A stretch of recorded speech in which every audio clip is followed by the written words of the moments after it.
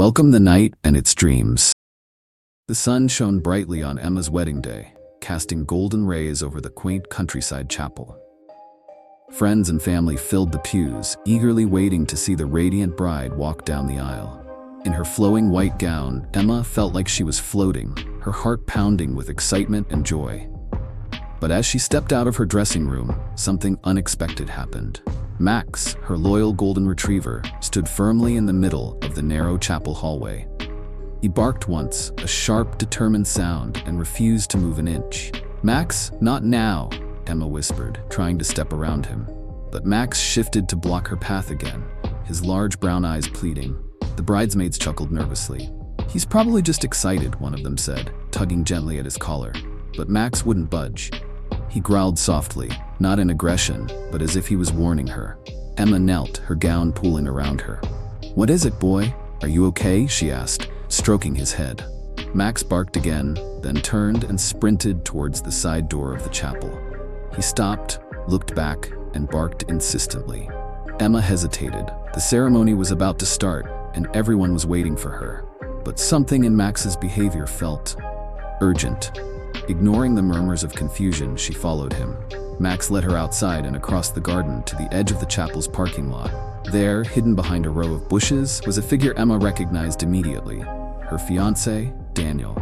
But he wasn't alone.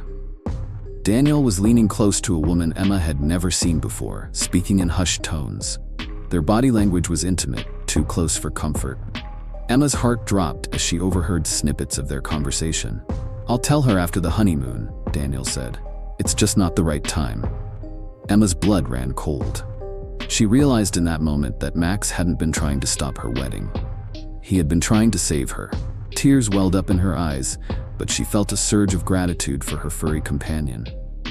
She turned and whispered, "Thank you, Max." Straightening her shoulders, Emma walked back to the chapel. She knew what she had to do. The wedding would not go as planned, but it would mark the beginning of a new chapter in her life. One where loyalty and trust would never be taken for granted. And Max would be right by her side. As the music swelled and the guests rose to their feet, Emma stepped into the chapel with Max at her side. Though her heart ached, she smiled, knowing she had been given a chance to rewrite her story before it was too late. Emma stood at the entrance of the chapel, her hand resting lightly on Max's golden fur. The guests stared in confusion as she paused, taking a deep breath to gather her thoughts. The music swirled around her, but the joyous melody felt heavy with unspoken truths. Daniel emerged from the side door moments later, his face pale as he realized Emma had seen him. He quickly adjusted his tie, masking his panic with a practiced smile. "There you are," he said, striding toward her. "Everyone's waiting." Emma's lips tightened. For a brief moment, she considered confronting him in front of everyone. But she didn't want a scene. This was supposed to be her day, hers, not his. "I need a moment," Emma said, her voice steady but firm. Daniel hesitated, but before he could respond, Max growled softly, a low, warning sound. Daniel took a step back, glancing uneasily at the dog. Emma turned and walked outside, signaling for her maid of honor, Lily, to follow. They stopped by a quiet bench beneath a willow tree. "What's going on, Em?" Lily asked, her voice filled with concern. Emma hesitated, but then the floodgates opened. She told Lily everything. Max's strange behavior, finding Daniel with the other woman, and the snippets of conversation she had overheard. As she spoke, her hands trembled, but her resolve grew stronger. Lily's eyes widened in disbelief. "That jerk! What are you gonna do?" Emma looked down at Max, who wagged his tail as if encouraging her. "I'm not going through with it," she said. "I can't marry someone who betrays me before we even start our life together."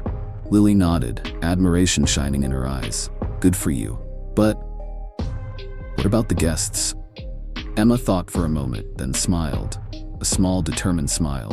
"They'll understand, and if they don't, that's their problem." Inside the chapel, the guests whispered among themselves, wondering why the ceremony hadn't started. Daniel fidgeted at the altar, glancing nervously toward the door. When Emma finally reappeared, the room fell silent. She stood tall, her veil removed, her face glowing with a mix of heartbreak and newfound strength. "Thank you all for being here today," she began, her voice clear and unwavering. I've dreamed of this day for so long, but sometimes life has other plans. Today, I learned something that changed everything for me." Gasps rippled through the crowd. Daniel's face turned beet red as he realized what was coming. "I won't go into details," Emma continued, "but I can't marry someone who doesn't respect or value me. So instead of a wedding, I'd like to turn this into a celebration of truth, of loyalty, and of new beginnings." She glanced down at Max, who barked happily as if approving her decision. The room erupted into applause, some guests standing to cheer her on. Lily rushed to her side, giving her a hug, while others followed suit. As for Daniel, he slipped out of the chapel quietly, his head hung low. The day ended not with a traditional wedding, but with a heartfelt gathering of friends and family. Emma danced barefoot under the stars, Max at her side, feeling freer than she had in years. She knew the road ahead wouldn't be easy, but for the first time in a long time, she trusted her instincts and her loyal companion who had guided her when she needed it most. Sometimes, she thought with a smile, life's unexpected detours lead to the best destinations. As the night deepened, Emma sat on a wooden bench beneath a canopy of twinkling fairy lights. The sound of laughter and music filled the air as her friends and family danced and mingled around her. Despite the heartbreak she had endured earlier that day, she felt a strange sense of peace. Max lay at her feet, his head resting on her lap, as if guarding her against any lingering shadows of doubt. Lily approached, carrying 2 glasses of champagne. "For the bravest bride I've ever known," she said, handing one to Emma. Emma chuckled softly. "Brave or just reckless?" "Brave," Lily affirmed. "You stood up for yourself. That takes courage." Emma took a sip of the bubbly drink and sighed. "It's funny, I thought today was going to be the happiest day of my life. Instead, it turned out to be the most eye-opening." Lily sat beside her, her expression thoughtful.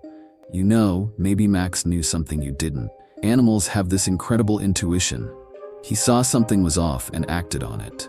You've got a guardian angel in him." Emma looked down at Max, her eyes welling with gratitude. "He's always been by my side. I just never realized how much he was looking out for me."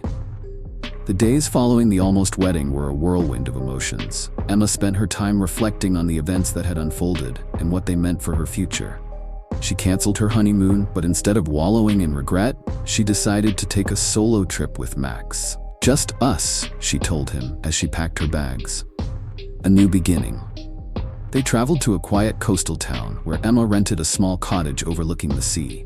Each morning, she and Max walked along the sandy beaches, the salty breeze filling her lungs and washing away the remnants of pain.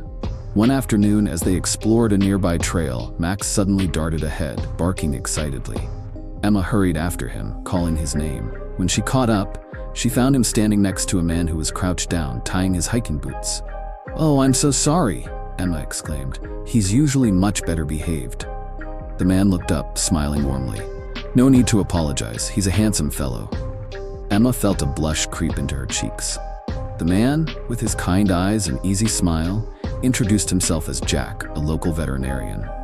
They struck up a conversation, and before Emma knew it, they were walking the trail together, Max happily trotting between them. Over the weeks that followed, Emma and Jack grew closer.